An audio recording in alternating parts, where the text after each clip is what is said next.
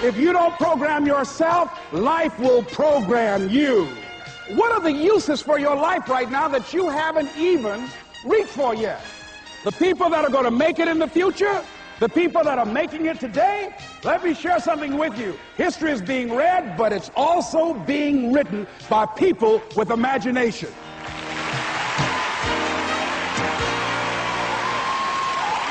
Thank you. Thank you very much.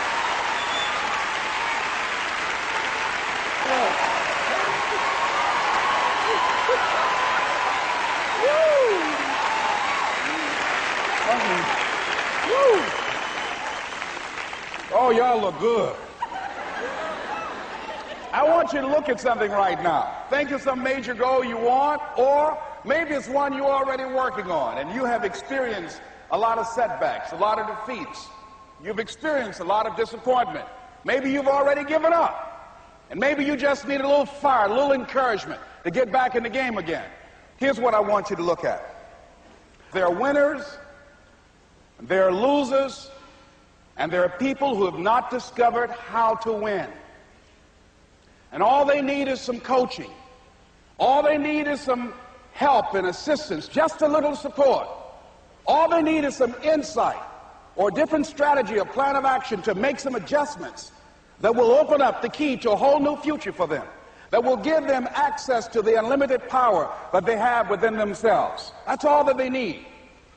So what I want you to do is think about something you want for you, that's real for you, that's important for you, that will give your life some special meaning and power. And I don't even want you to say, I can do that. I don't want you to assume that. See, 5 years ago when I started out in this area, I would not have been able to make the mental leap that I would be up to where I am right now. I don't want you to begin to just psych yourself out. No. I want you to be able to say something to yourself that will enable you to maintain a level of integrity with yourself. That when you say this, even when you face tremendous setbacks, it will be a benchmark to keep you in the game, to keep you moving forward and experimenting and readjusting your strategy and your plan of action, continuously looking for ways to win. So what is that something? When you got an idea you want to move on, you might not have the money, you might not have the education, you might not have the support or the resources you need. What is that something that can keep us going, that will enable us to act on our dream? What's one of those keys that will begin to help us to discover the secrets to our dream? Here's what I want you to repeat after me, please, with power and conviction. Say, it's possible. It's possible. That's all I want you to do when you look at your dream. Just say to yourself every day, it's possible. Just say that every day to yourself, it's possible.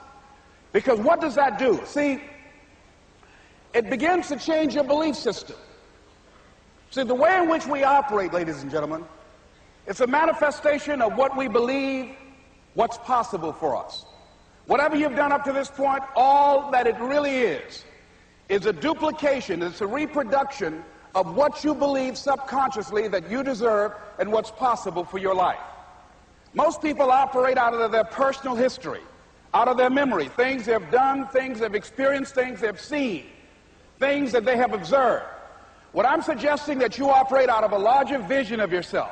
I want you to see yourself doing what you want to do, experiencing what you want to experience, having what you want to have, doing what it is that gives your life some meaning and value. Operate out of your imagination, not your memory. Because whenever you look at where you want to go, I'm wanting to warn you, you will have some conversation back here after you go through the data that you've experienced in life saying you can't do it.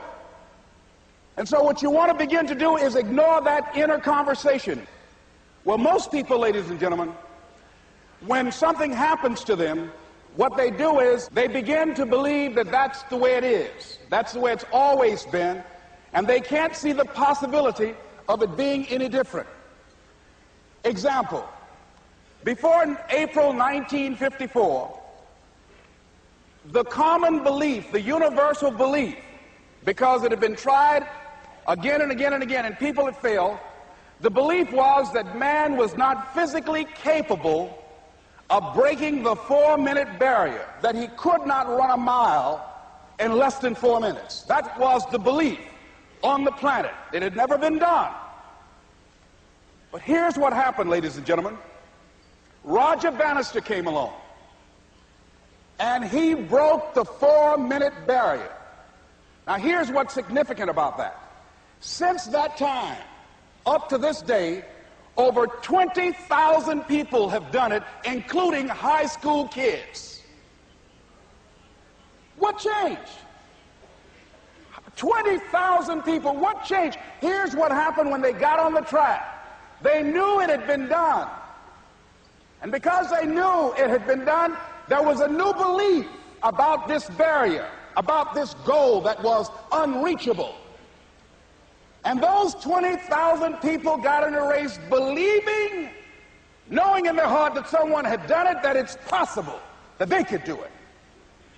And I'm saying that if you know anybody that had some goal, some dream, something they wanted to do, and they did it, then I'm saying that you know in your heart that if someone has done it, then you can do it. It's possible. And that if someone can make their dream become a reality, that it's possible that you can make your dream become reality.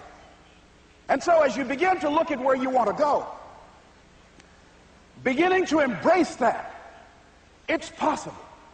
I'm blessed and highly favored. I've got a lot going for me. I got some good stuff in me. And it's possible that I can bring my greatness out here in the universe. That I can do what I want to do. It's possible I can write my own book. I can have my own business. I can take the trip and travel around the world. It's possible. I can bounce back from adversity and reinvent my life. It's possible. Regardless of where I am, that things can get better for me. It's possible. I'm thinking about two men right here in Chicago who were fairly successful, similar background, educated. They worked for a corporation for many years, and they were among many people that were laid off. Two guys who were very good friends. One went out looking for a job for several weeks along with the other one, and they faced disappointment and rejection again and again and again. They couldn't find any work, which is the story of many people across this country. One guy stopped. He became discouraged. He stopped going. He stayed home looking at television, became very argumentative and toxic with his wife, drinking beer, getting on the phone, talking to his other negative, unemployed friends. And he just gave up. The other guy kept looking for a job everywhere he could go. Every time he could get an opportunity, kept asking people, networking, checking the newspapers every day. Kept going everywhere he could, trying to find a job. You have too much education. You're overqualified. You won't be here long enough. He kept going. He kept going. He went to a place and said, look here, I tell you what, if you can't hire me, and I know you can use my talents, abilities, and skills, I don't want to sit home and do nothing. Just let me do some volunteer work. You don't have to give me anything, all right? I just want to work. I want to be busy. Guy said, okay, it's on you now, but don't expect me to give you anything. It's okay. This guy came in and worked. He was the first one there. The last one to leave was the best employee there. About 4 weeks later, one of the top managers quit. They were looking for a replacement. Guess who they selected? This other guy. This guy who was volunteering his time. He got the job. What was the difference between the two men? Eyesight and mindsight. Eyesight is judging on what you see, judging according to appearances. But mindsight is how you interpret what you see. One guy said, it's not possible, it's over, I'm finished. I can't do it.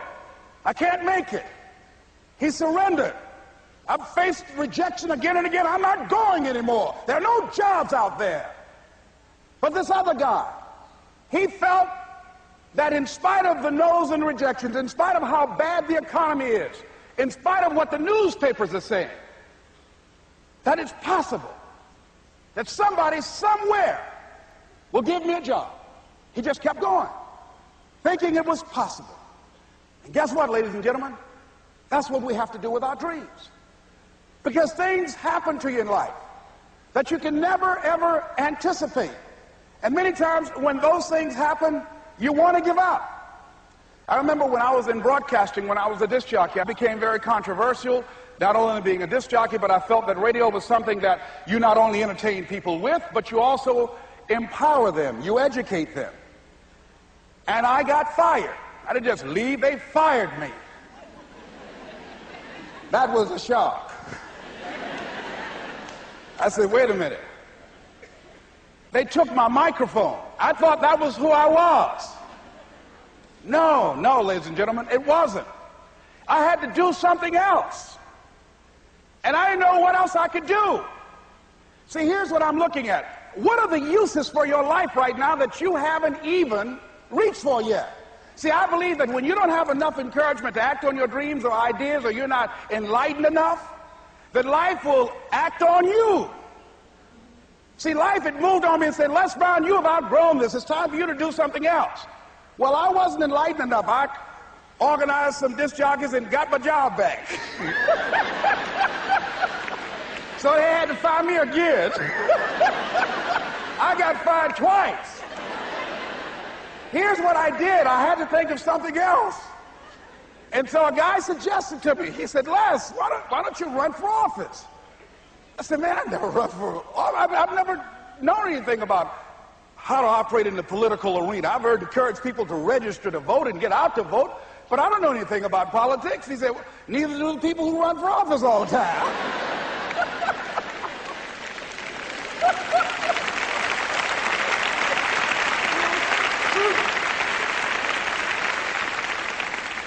So I ran. Now here's what I'm suggesting. I ran.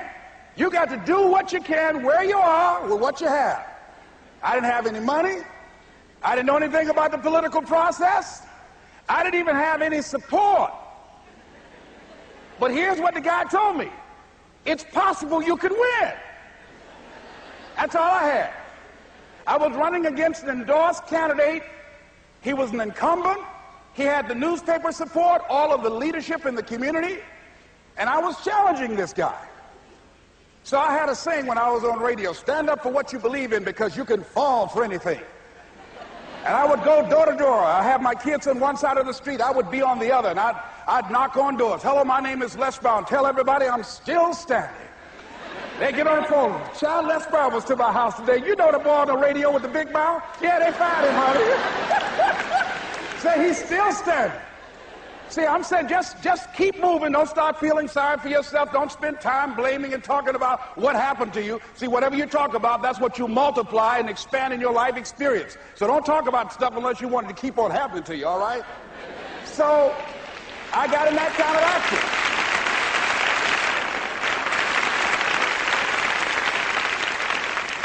As I continue to do that, had my children with me, we're going door to door, didn't have enough money. Eventually, we got close to the election and something happened that really surprised me. Guys who I thought were going to either support me or stay out of it, various powerful community leaders, they became involved in it and they endorsed my opponent. I felt devastated. Now that's going to happen to you when you're working on your dream. Things are going to happen that's going to catch you on the blind side. That was shocking to me. They didn't have to do that. All they had to do was just stay out of it. But here they go, come up in there messing with me. Now that's going to happen. There's some people who believe it's their personal business to stop you from living your dream, all right?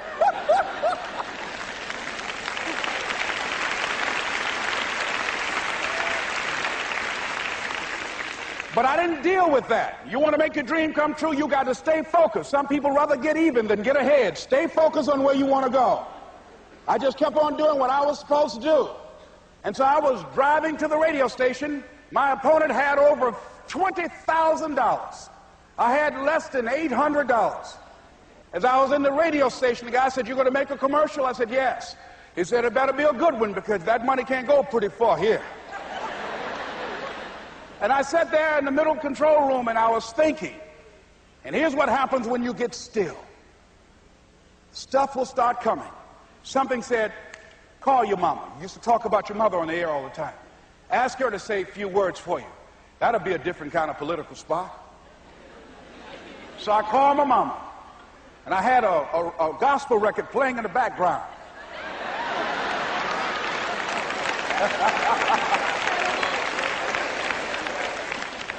And then I had my mother say, hello, this is Mrs. Mamie Brown. When I raised my sons, I raised them to be good children. When they got out of hand, I beat their behind and made them go right. Please vote for my son. He's a good boy.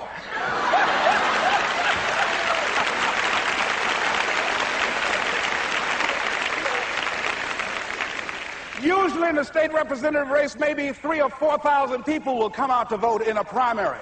In that primary race, over 27,000 people came out and voted and said, I'm voting for Les Brown because his mama said he's a good boy.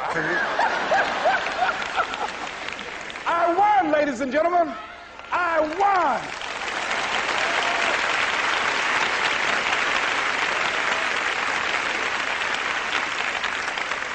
So you've got to be willing to stay focused, to be creative, to be relentless, because things are going to happen to you when you're working on your dream, when you get on track. I remember when I first got involved in speaking, one of the main things that speakers like to do is speak to a certain association that they have over 10,000 of their sales reps that come to this convention.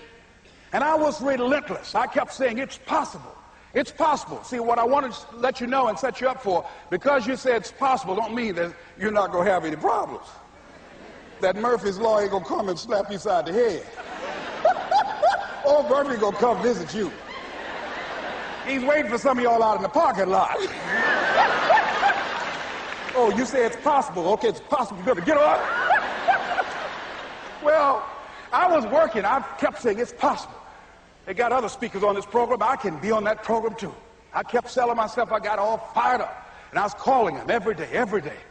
And the lady finally said, Mr. Brown, I tell you what, we want you to come in and talk to our sales executives. You got the kind of fire and guts that they want that will motivate them. And let me tell you something else. We want you to bring your motivational tapes. You're going to need at least $50,000 worth of tapes. I said, is that right? Yes, because they want to keep that drive alive. I said, all right. I called the guy who duplicates my tapes. I said, Don, how you doing? This is Les. Let me tell you, I got a major speaking engagement. I said, man, it's a speaker's dream. I need over $50,000 worth of product. He said, Les, you don't have that kind of credit. I said, I know, but Don, I can sell that. Just right after speaking engagement, I'll give you your money in 4 days. He said, are you sure, Les? I said, yes, but I got a major speaking engagement, and they told me to do it. He said, man, that's a big order. Let me talk with the lady with you. I said, hold on just a minute, man. Call the lady back. Hello, Evelyn, how you doing? This is Les Brown. I got Don on the phone. What did you say? Do I have the speaking engagement? Yes, you do. And what else you suggest? Les, our people, they buy a lot of tapes. Your tapes are very popular among them. I'm saying bring at least $50,000 worth of tapes, Les. You'll sell everything you got and more. I said, did you hear that, Don? He said, yes. I said, now, if anybody else has to make a decision, are you the final person? She said, I'm the final person. I will send you the contract. I want you. I said, you hear that, Don? He said, yes. I said, oh, ye of little faith. I said, duplicate the tapes, man. Hung the phone up. Well, he duplicated the tapes. 1 week came by. I'm checking the mail every day. No contract. I said, come on, Murphy, don't start now, man. Come on. Come on, man, give me a break. Come on, you know, this ain't fair. Come on, man. Give your boy a break. Come on. I talked to myself, you know. I didn't want to call him right then. 2 weeks passed by. Murphy said, don't you think you ought to call him? I said, okay. I called, I said, hello, this is Les Brown calling. How you doing, Les? I said, fine. I said, Evelyn hasn't sent my contract out yet. Any additional information you need? So, Les, you haven't heard? I said, no. I said, Evelyn died. I said, she died? I said, did she say anything about me?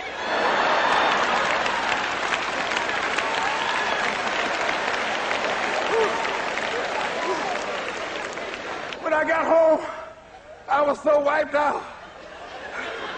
And Murphy was in the house waiting on me. Murphy said, is it possible you want to listen to some of your tapes?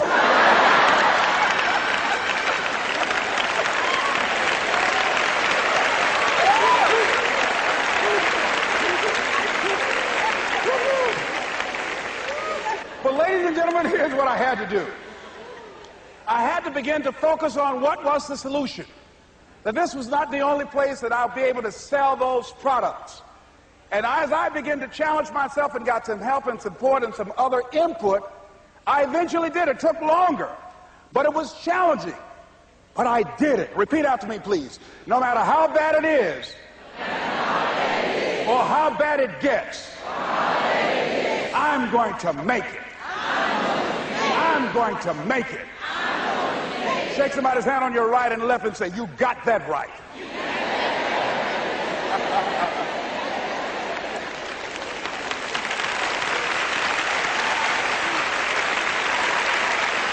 Repeat after me, please. It's possible. It's possible. I can have my dream. I can get what I want. I must be creative. And never give up. Now, let me share something else with you, ladies and gentlemen. When you know within yourself that there's something you want to do, and I believe that all of us were born with a purpose, that all of us have something that we are supposed to do, that all of us have some goodness within us, and that goodness gives us a responsibility to manifest our greatness. And when you know that, you can feel it in your guts, and you know that you're deliberately operating below your potential, you've gotten comfortable, you stop expanding, you stop stretching, you stop challenging yourself. Let me share something else with you. Not only is it possible for you to have your dream, but it's necessary. It's necessary that you have it, that you work on it, that you develop yourself, that you go for what is yours in the universe. I have a friend that at the beginning of the year I was in Los Angeles giving a speech, and I do a seminar teaching people how to become involved in the speaking business, and also one called Speaking with Power, teaching people how to begin to develop their communication skills. And this friend, I said, I want you to work with me. I called her up. She said, Les, are you sure I can do it? Sure you can. You have a PhD in communications. I don't have that. If I can do it, sure you can do it. In fact, I'm going to give you the support that you need. Here's what I realized, ladies and gentlemen. We only have enough energy to take us to a certain level, but it's necessary that we assemble ourselves with other people who share our vision, other people that can see it for us, to give ourselves a home court advantage.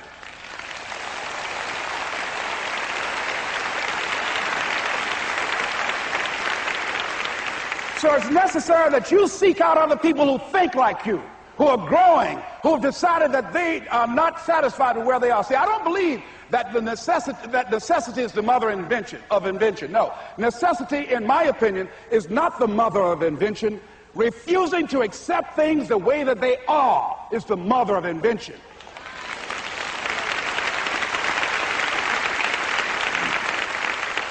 When you decide, I'm not going to settle for this, this is not going to be it for my life, I deserve more than this. See, that will start making you do some stuff. See, a lot of people go to work every day miserable, and all they do is just talk about how miserable they are. But they don't do anything about it. So I was telling her that I knew she hated her job with a passion. I said, you can do this. You got more going for you than I have going for me. And we've been going through this for years, ladies and gentlemen. She'd been to my seminar speaking for a living. She brought her husband, and that was one of the major problems that I realized that happened in her life. He couldn't see it for her. So you got to make sure that you have people in your life that can see it for you, that will encourage you. Non-affirming relationships can hurt you.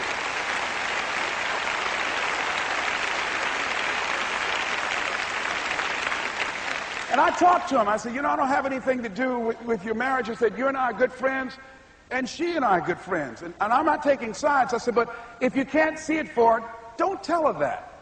Just give her some support. What if you're wrong? It's possible, man, that if I'm doing it, she can do it. Well, you're different. How are you going to tell me that? You've seen her speak. She's got great speaking skills. Don't underestimate her. You don't know. You got a great woman here. But you see, people who can't see it for themselves can't see it for you. He was happy.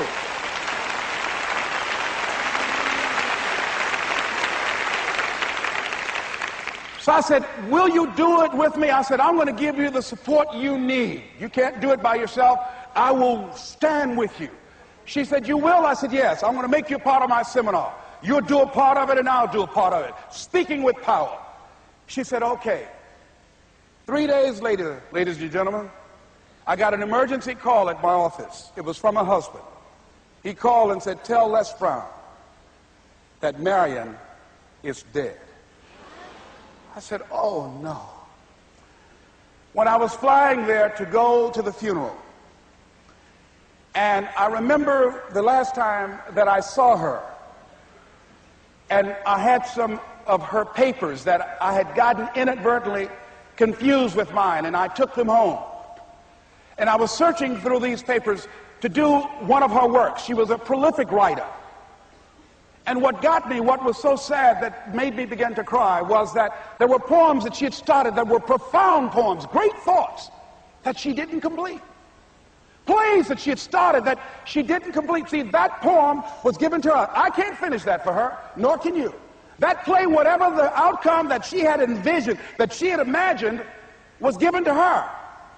Only her. And she's the channel that was going to come through. You are here, and you are the vessel, you are the outlet for the universe. That you've been selected. There's something for you to do. I believe all of us have some purpose for being here. And as I was going to the funeral, and I was reading a newspaper that said that millions of people are dying because of what they're eating, talking about their diet. And I'm sure that it was Marion talking to me, whispering, saying, Les, the next time you speak, say that even more are dying because of what's eating them.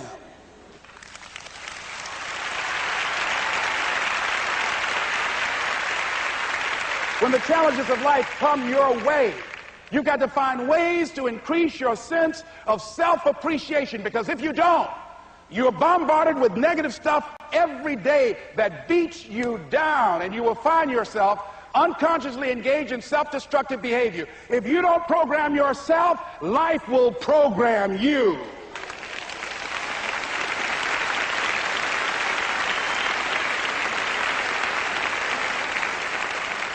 So you want to have an agenda for your life. It's necessary that you have some direction for your life. A friend at the National Speakers Convention gave us a presentation, and it really struck me. He was talking about when he was traveling across Europe, Warren Gresham, and he said at different points, soldiers would wake them up on their journey and ask him the question. And I posed this to you. The question was, where have you been? Why are you here? And where are you going? And that's what I ask you. Where have you been? Where have you been up to this point? You look at your life. You look at what you produce. Is it giving you what you want? Are you living on purpose? Are you living your dream? Are you acting on your ideas? Are you doing all you can do? Have you gotten comfortable? Are you procrastinating? Are you evading your own greatness? Are you surrounding yourself with people that can nourish you? Are you challenging yourself? Are you experimenting? Are you learning something different? Is your life an adventure, or is it boring? Where have you been? Why are you here? What brought you here? Investing the time, the money. What brought you here? And where are you going? What is it that you can get out of this session, out of this lecture? That when you leave here, rather than this just being a spectator event, that you've got some idea, some dream, that you might have to go back and brush it off and look at it again and say, I've got to do this. This is my stuff. This is what I'm supposed to do. This is why I showed up. Where are you going with your life? What decisions are you making right now as you look into the future? Are you experimenting to find out what other talents and abilities that you have? See, we're in a time right now. The day is gone where you could just go to college and get out and get a job and work 30 or 40 years with job security and retire with a gold watch. The gold watch days are gone. Brand new day. Party's over. So now you have got to be multi-talented and multi-skilled.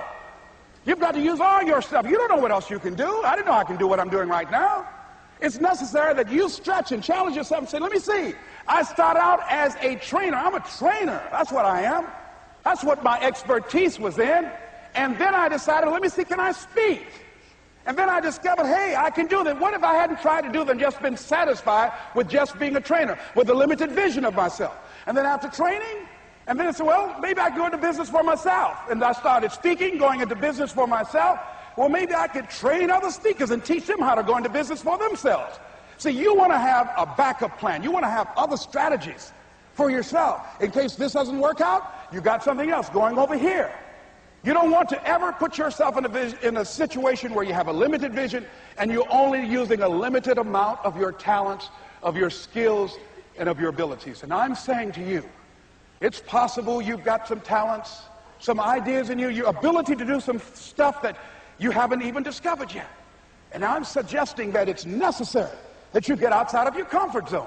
It's necessary that you develop some new relationships where you can learn from people. It's necessary that you do reading, that you do research. It's necessary, if you're already involved in some business, that you don't be satisfied with where you are. If you want to make it today, it's necessary for you to constantly look at ways of getting better. Not only is it possible for you to have your dream, and it's necessary for you to challenge yourself to go after it and get better and leverage relationships that can help you get to where you want to go, but it's you. The major key to your reaching your dream, your living up to your greatness, your making your contribution is you. If the economy is good, fantastic. If the banks are loaning money, that's great. If people are positive, that's great. You don't have any opposition, that's great. But the major key to your making things happen in your life is you. When I wanted to get on public television, you know, they told me, you can't do that. So wait a minute, I've seen these other people on. It's possible I can get on. Leo Biscaya, John Bradshaw. It's possible. Wait a minute, excuse me, hold on, time out. Let's be realistic. Come on, be logical. I said, well, wait a minute, why can't I do it? Well, let's look here. Think about guys who have credentials, all kind of credentials. You don't have any college training. They're not going to put you on television. Give me a break. I said, thank you for that. God love you, and I'm trying. And went on about my business. You hear me? Let me tell you something. What people think about you and the possibilities for your dream is none of your business. That's their business.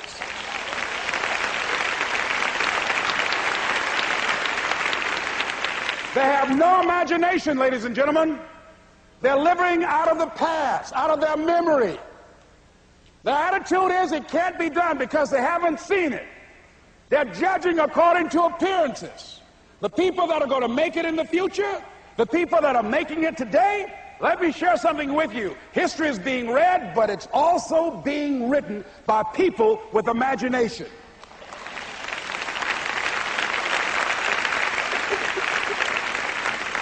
So I went to the next mode, necessary to start talking to people and seeking and asking for what I wanted and leveraging relationships and trying to find out how do the people do it that went ahead of me? How do they do it?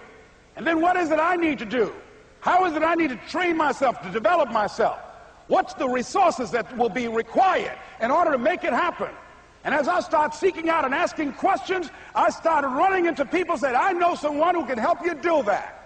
And they helped me get connected with those people. Remember, we have so much energy that can take us so far. It's necessary that you hook up with some other energy that can take you to the next level. I hooked up with them. They said, let's go. I said, away we go.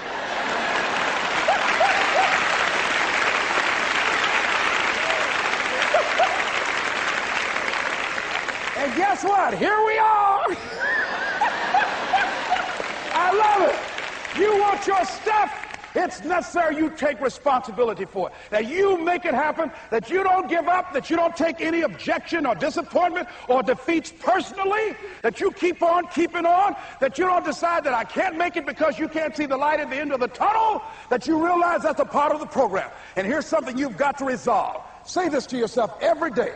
See, as long as you're breathing, you got a shot at your dream. That's the way I resolve. Say this, please. It's not over until I win. You got that right.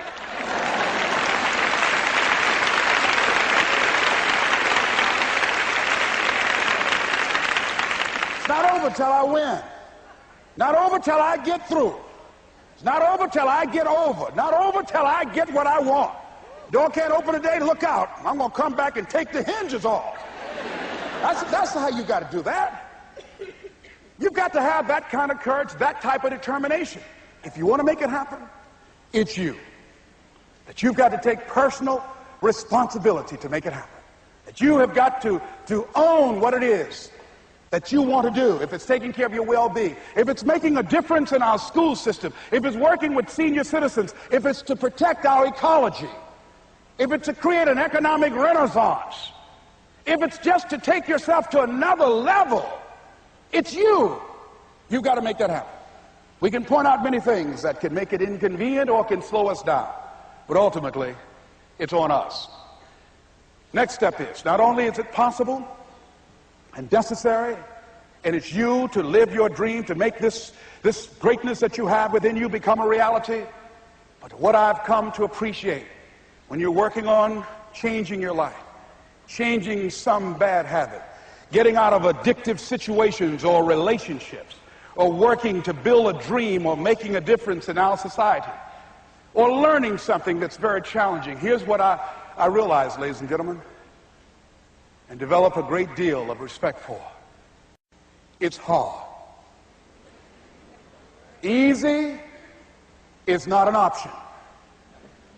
It's hard living. Life is hard. See, it's hard when you are 49 years old, been working on a job for 17 years, and they come in and tell you you're finished and give you 1 week severance pay. And you got to start all over again. It's hard when you're married and raising children and your children are crawling and your husband dies unexpectedly. It's hard handling just the tragedies of life.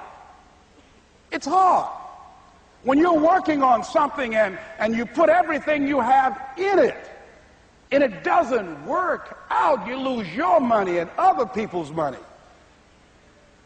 It's hard. It was rough when I lost my job, and I could not find a job.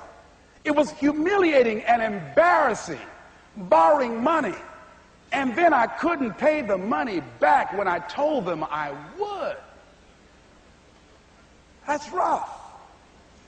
How people look at you, how they respond to you. It's very hard. It's humiliating. Here's what I discovered that happens to you in life, that you will go through things, and while you're going through them, you can't understand why it's happening to you. But after you go through it, you get back and you look at it and you say, oh, now I understand why I needed that lesson. Have it ever happened to you? Raise your hand. Has it ever happened to you that I couldn't understand it then, but after I got through it, then I saw that that was preparing me for bigger and better things.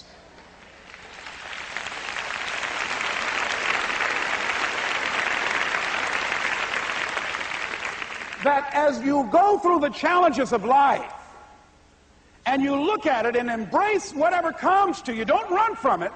Step toward it. Don't try and duck it like most people do. See, most people want it easy. See, easy come, easy what? Easy go.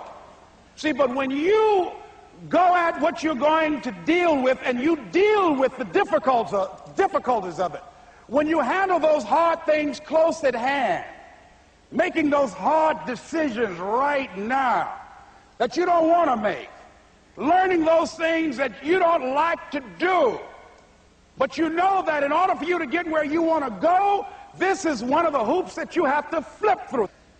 And I'm saying to you, whatever you got to do, do it, because if you don't, life is going to whoop you until you surrender and say, okay, all right, I cooperate, okay, I learned, okay. It had to wear me out a long time. So if it's hard, then do it hard. Now, how do you hang in there during the hard, difficult times, Les? You must have faith. You've got to believe in yourself. You've got to believe in your abilities.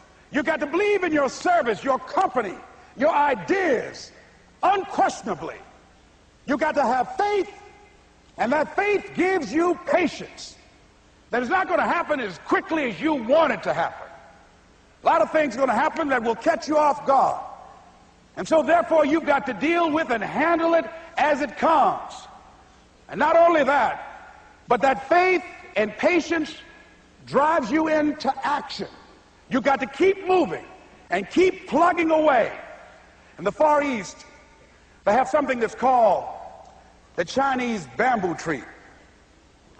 The Chinese bamboo tree takes 5 years to grow. And when they go through a process of growing it, they have to water and fertilize the ground where it is every day. And it doesn't break through the ground until the 5th year. Okay? But once it breaks through the ground, within 5 weeks, it grows 90 feet tall. Now the question is, does it grow 90 feet tall in 5 weeks or 5 years? The answer is obvious. It grows 90 feet tall in 5 years. Because at any time, had that person stopped watering and nurturing and fertilizing that dream, that bamboo tree would have died in the ground. And I can see people coming out talking to a guy out there watering and fertilizing the ground that's not showing anything. Hey, what you doing? You've been out here a long time, man. And the conversation in the neighborhood is, you growing a Chinese bamboo tree, is that right? Yeah, that's right. Well, even Ray Charles and Stevie Wonder can see ain't nothing showing. You know that's how people are going to do you? So how long you been working on this? How long have you been working on your dreams? And you have nothing to show. This is all you got to show. People are going to do that to you. And some people, ladies and gentlemen, they stop. Because they don't see instant results. It doesn't happen quickly. They stop. Oh, no. You got to keep on watering your dream. And when it began to happen, they stopped laughing. They said, look. Whoa, look here. Look how. Hey, man, you know, I know you can do it. Look here, you got a job here?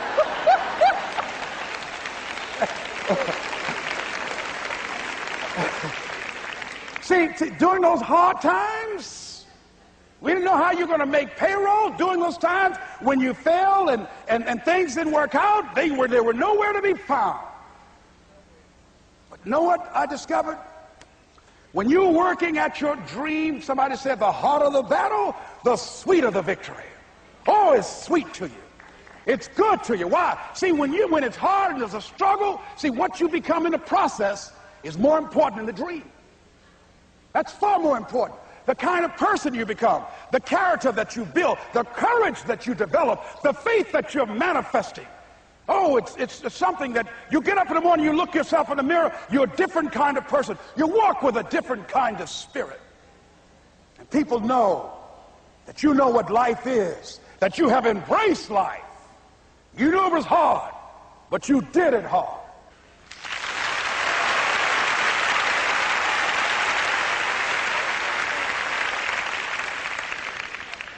Now that takes us to the next level. If it's hard, why do people do it? You ask people who do things. Why do they do it? People who climb mountains just for the sake of it. Nobody paying them to do it, just do it. Somebody said, I'm going to run around the world. He said, well, why would somebody want to do that?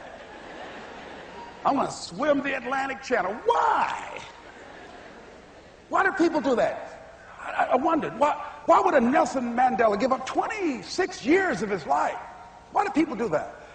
Here's what I discovered in high school. High school, I decided I wanted to go out for football. Never forget this.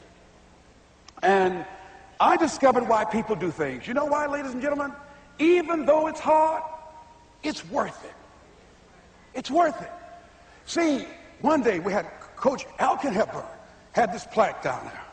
And this wood on the floor, on the ground. He said, Brown, come over here. Had my suit on. I said, yes, sir. He said, I'm going to have old Larry Littles down there. Old big Larry. Yes, sir. Big, fat, sorry Larry. Yes, sir. Brown, I want you to get down bull neck. Yes, sir. He said, I want you to run at Larry. I want you to put your helmet right in his pit, right up and hit his chest, and knock him off that board. You hear me, Brown? You can do that. Yes, sir. Can you do that? Yes, sir. I say, hubba, hubba. I say, hubba, hubba. He said, Brown, I want you to knock him off. You're going to make the team. I know you can get him, all right? Look at him. How sorry he is. Knees knocking and everything. I said, yes, sir. Then he went down to Larry.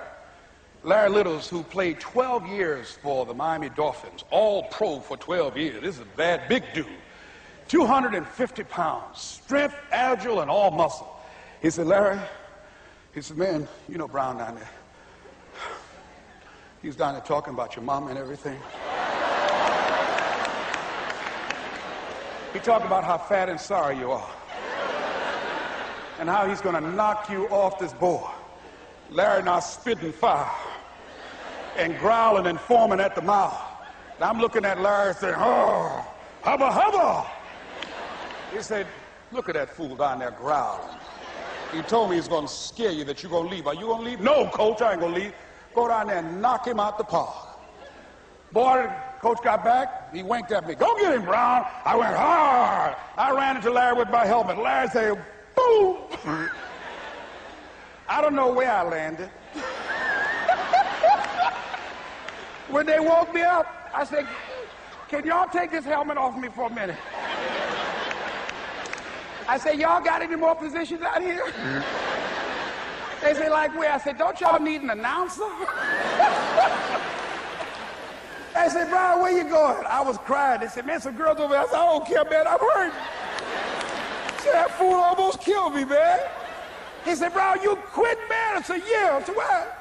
I said, it ain't worth it, man. No, it ain't worth it. Y'all go ahead. Y'all crazy. I'll be your announcer, man. I was calling the games. I was up there in the booth. Call good games, too, because the pain wasn't worth it to me. And I'm saying to you, you know why people do what they do? The people who go after their stuff, what makes it worth it? It's got to be your passion. You got to love it, ladies and gentlemen. You got to love it. It's got to be what you are supposed to do. You want to sing, and even though they want to invite you to Carnegie Hall, you're going to sing to anybody that listen to you, including singing to yourself. I used to talk to my plants when nobody else would listen to me. You got to write, even if no one published your book, write, because that was given to you to do. You do what it is you're supposed to. You're supposed to build something. You're supposed to create something. I don't know how to do it. Learn. Do whatever is required. Just go out there. It's possible you can get what you want. It's necessary. If you want it, you got to go into action. You got to be willing to experiment. You got to be willing to fail and to succeed. You got to be willing to form and to develop new relationships. It's you. It's on you. You got to make that happen. Nobody's going to bring it to you on a silver platter and say, here's your dream manifested. No, it's hard. Yes, it's hard. It's difficult. Yes, right. And it's worth it.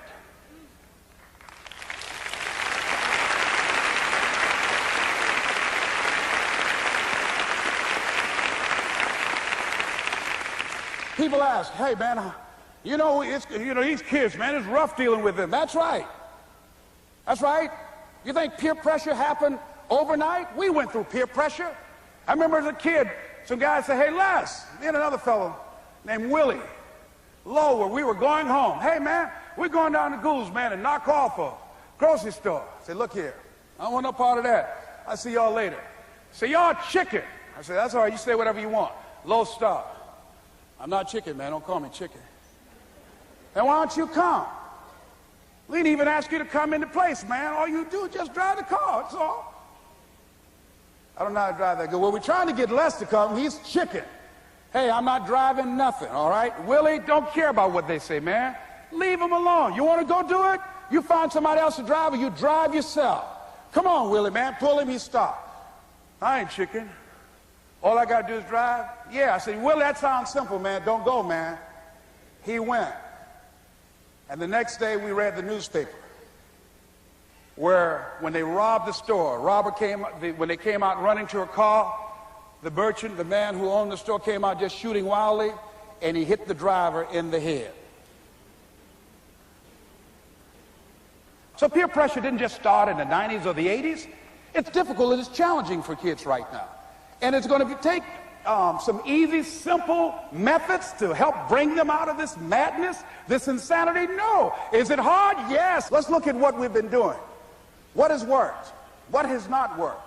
Let's look at where we want to go. What is it that we want to produce? What is it that we want to create for our young people? And as we think about that, start experimenting with different methods and techniques to create and to produce that. And begin to believe that it's possible.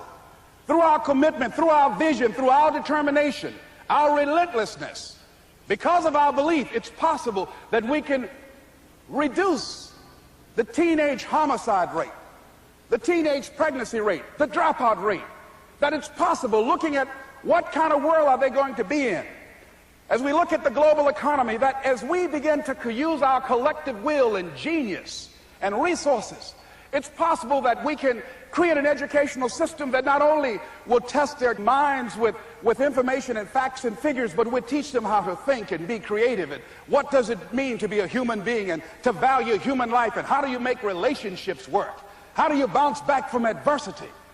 It's possible that we can give them a curriculum that will give their lives a sense of purpose and direction and meaning, and teach them how to begin to know and operate on a higher level of being, where they become assets to our society rather than liabilities. What if we leave here with that kind of consciousness that it's possible, as opposed to saying we have to write this generation off, that it's possible that we were born for such a time as this and that, that maybe someone here has the idea or the method or some plan of action or an approach that can resolve many of the problems that we're facing with young people today.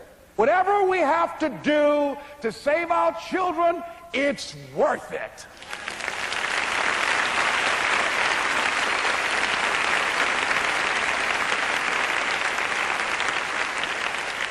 And so that brings me to the final step, that it's necessary for us to begin to look at the future and know that it's possible that we can have our dream. Yes, it is. Other people have done it, then we can do it. We fail a lot of times. Well, a lot of other folks fail, and eventually they came back and they succeeded. So it's possible we can have what we want. And we know that we want to get it. It's necessary that we align ourselves with people that think like we do. It's necessary we get negative, do-nothing people out of our lives. It's necessary we never stop learning and growing and developing ourselves. It's necessary that we never give up. We know that it's you, it's me. It's being responsible for our stuff and deciding that we're going to keep on keeping on, that we're going to find a way to win or find a way to make it happen. And we know it's hard. It's not going to be a picnic. Yes, it's hard. It's hard. And we will do it hard. And once we do it hard and we go through it, we realize it was worth it. And once you discover it was worth it, it is done. It's done.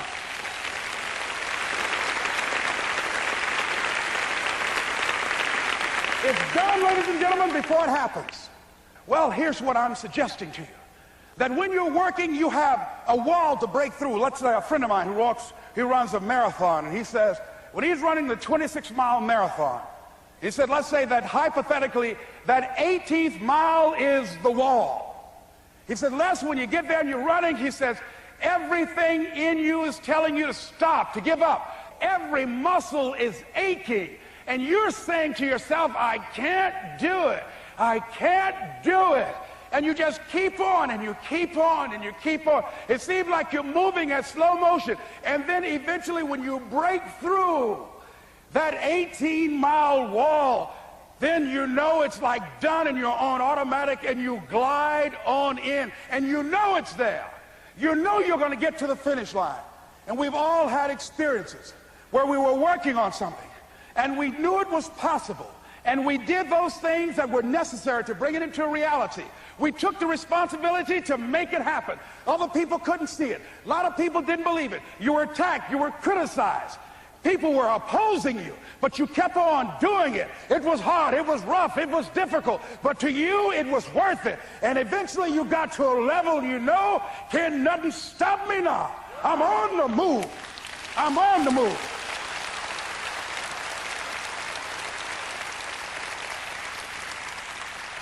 Finally, I'm thinking about a friend of mine who is no longer operating on this dimension. His name is Jack Boland. He had this vision of a church that would serve various types of needs for people, their supportive needs, and helping them in recovery from drugs and alcohol and whatever addictions that they might be involved in. And he was known for bringing in different kinds of speakers.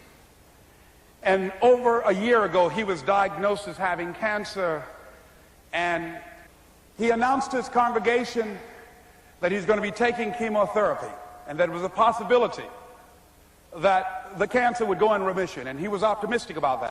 And sure enough, it did for a year. And one of the things Jack always talked about is that he wanted to have his funeral while he lived. And so he invited a few friends, Wayne Dyer and myself and a few other speakers. He didn't tell us why we were there, but once we gathered there, the church, they told us in the room that Jack is going to announce to the congregation, he's bringing his doctor up. The doctor is going to say that we felt we could keep it in remission. It's out of remission, and he doesn't have much time left. And whatever words you want to say to Jack that you would say if he had made his transition, speak those words now. Well, we were shocked and we were somewhat stunned until Jack got there. They brought him in a wheelchair, and boy, was he courageous, and he had a strong smile, and they helped him up the steps, and he sat behind the podium. And each of us got up and we said a few things about Jack and the impact that he made on our lives. And he said, the doctor, after announcing that Jack didn't have long, he says, "Doctor," he said, "I accept what you say, but it's possible that does not have to be the case. But if it is, I will enjoy life to the very last breath I take, even the chemotherapy. I will enjoy that." And Jack did, ladies and gentlemen. And when they said that all of his vital organs were failing, they called his family and his close church staff to the hospital and said, "He's dying." And so they came and they all gathered in the room. And Jack at that time was unconscious. And he gained consciousness. And he looked at them and he said, with what strength he had, he said, "I want to thank you all for being here. You've been a great staff to me." He looked at his sons, his daughter. He said, "You've been a great family." He said, "Don't feel sorry for me." He said, I'm ready to go. I'm looking forward to the next adventure."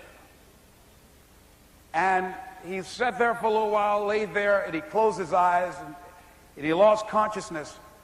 About an hour and a half later, he opened his eyes, and he looked at them. He said, "This is embarrassing. I'm not dead yet." They were laughing through their tears. They said, "Jack, you are a character." He said, "Hey, I hate giving up this kind of control."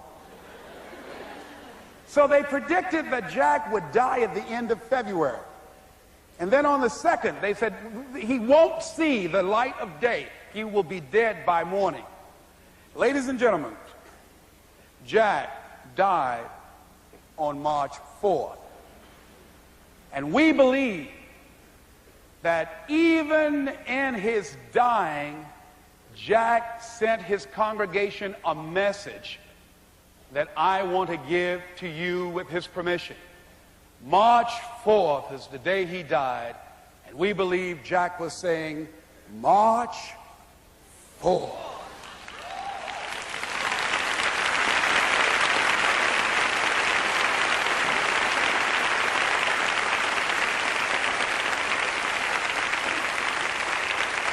So I say, as you look into the future, while other people are giving up, feeling like victims, feeling powerless, becoming negative, turning on each other rather than to each other, feeling that they can't make it, be ye not conformed to this world, but be ye transformed by the renewing of your mind with the mindset of that it's possible that we can save this generation. It's possible that we can create new industries, a new economy. It's possible that I can find a new profession, a new job. It's possible I can create a new life. And it's necessary that I become actively involved in becoming a positive force in my life and on the planet. And it's me, yes, it's you, it's all of us, pulling together, working together to create this brand new future. And it's going to be hard. Easy is not an option. But if it's hard, we will do it hard. Whatever is required to snatch victory from the jaws of defeat. And it's worth it, yes. It's worth whatever we have to do. And once we know that, it is done. It is done. It is done. It is done.